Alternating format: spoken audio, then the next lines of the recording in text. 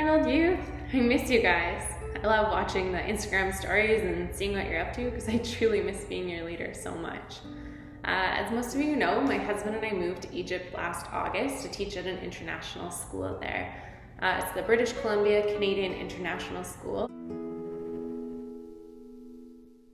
And we teach the BC curriculum as a private school option in Egypt.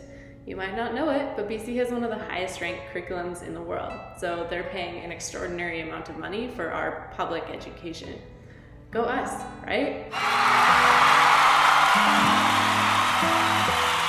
Anyway, we're home early. We had originally planned to go teach in China next year, but because of the virus, that's off the table. And luckily we're actually able to come home early. So we're still teaching on Egyptian time, which is 9 hours ahead. So our work hours are a little weird, but we get to do it from BC. So we're happy to be back here. Overall, I would describe Egypt as an interesting experience. Lots of cons.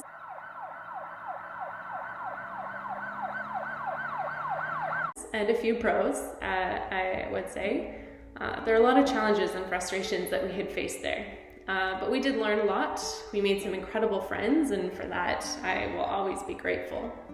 So if you didn't know, Egypt is Islamic and it follows all the Muslim holidays, including our work week shifted. So the Islamic holy day is on Friday, so our work week started on Sunday and ended on Thursday, which is the weirdest transition. We told the students always, like, see you Monday out of a force of habit, and TGI Thursday just doesn't have the same ring. So that was one way, but because the entire country was following these laws, there's the Islamic call to prayer is 5 times a day, and it's broadcasted on these megaphones throughout the city.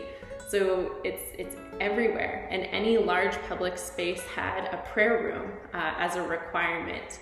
So we're just surrounded by it all the time, and it weighed on me a lot. Like, I'm actually really thankful to be here.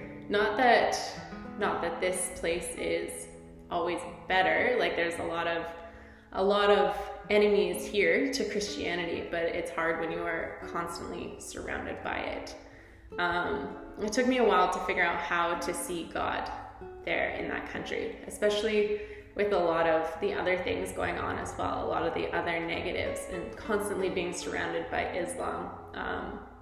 That was a learning curve for me. Like, I know who God is, I know that He is all powerful, but learning to see Him in a totally new circumstance, in a place where there's a lot of opposition.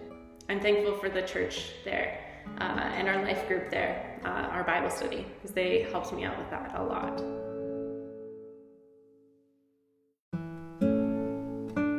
So there are a lot of things in Canada that we take for granted, that they just don't exist in Egypt. Like prices being exactly as they are stated. Prices are changed all the time, and even things like our internet bill or our phone bill, people would regularly try and rip us off for because we're foreigners. Like things like that. Like, I am very thankful that there's systems in place here that those aren't things that happen. And there isn't even anybody you could complain to in Egypt. Police there pretty much only exist for riots or large scale social unrest. Like the military and the police are one and the same. And you don't phone the police for things. It's all social pressure, mostly. There's the community aspect that keeps people more or less in line, but there's a lot of arguments that happen. Like, we come from a Western society where being in control of your emotions is a good thing. Like, that is praiseworthy. But in Egypt, everything is an argument like that. People just explode suddenly out of nowhere. And it often escalated into physical violence. Like, we became very nonchalant about things like that. An argument has to be going on, or a fight has to be going on for more than a few minutes for us to even think of it as something interesting. Although there were a few times they were loud enough and long enough that we would go on our balcony from our 9th floor apartment to watch a fight unfolding on the street.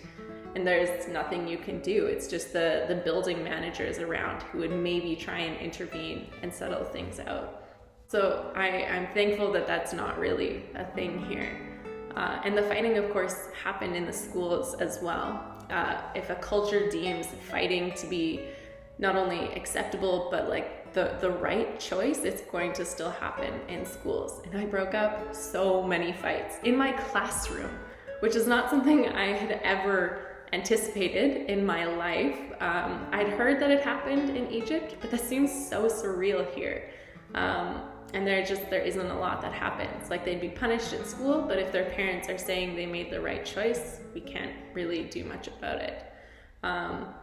So I'm thankful to be back here. I apologize if I ever complained about your misbehavior in the past, because I have a new scale for measuring those things, some of what we experienced. So I'd say those are our challenges. Some of our big, really positive takeaways came from our church community there and our life group. So we settled into this church, I think it was our 2nd week in Egypt. And that night we met the leaders of a life group, and we were just pulled into this Bible study and into this friend group. Community is something that this church does really, really well. And I know that that's something that they've had to be intentional about, just given the fact that they're an international church. They have new people coming in all the time from all over the world, but it's something that they've really developed, and it really stood out.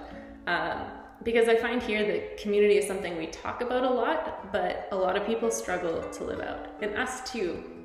It was really easy when we were here to get distracted by our individual needs and our family and grocery shopping and all of those very individual things, and to not spend as much time as we need with other believers and with people within the church. But they did really, really well.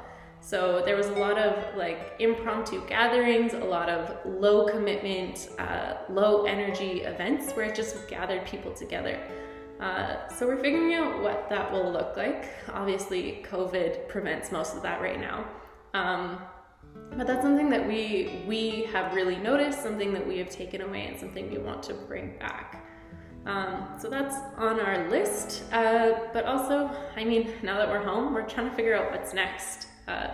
Our plans for work next year have changed since we can't go to China. So we're figuring out which districts we'll be working in, figuring out where we're going to be living. It will be in the Lower Mainland, so I hope I'll be able to see you guys soon. But in this time, we're just really having to just trust God, trust that He has everything in control, and that we, despite wanting control desperately, we're just in a position of waiting right now and trusting in Him. So I hope this blows over soon. I hope I can see you all in person and know that I love you and I miss you and I pray for you guys. Take care.